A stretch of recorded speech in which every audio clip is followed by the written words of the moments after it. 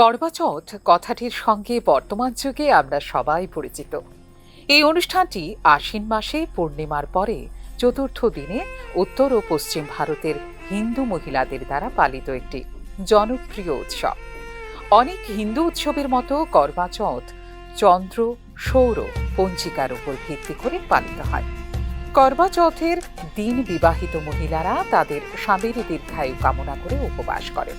করবা চৌথ ঐতিহ্যগতভাবে দিল্লি, হরিয়ানা, রাজস্থান, পাঞ্জাব, জম্মু, মধ্যপ্রদেশ, উত্তরপ্রদেশ, হিমাচল প্রদেশে পালিত হয়।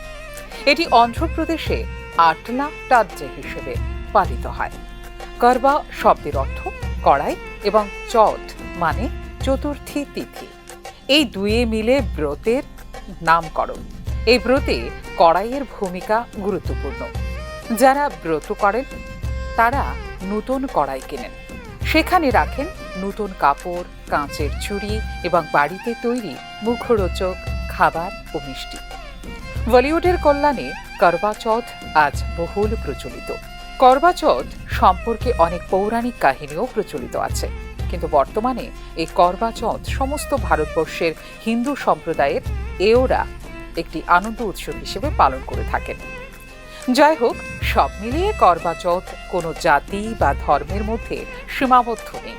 বর্তমানে এটি সমস্ত ভারতবর্ষে মহিলাদের আনন্দ উৎসব হিসেবে প্রচলিত। ফিউরো রিপোর্ট, নিউজ নাও।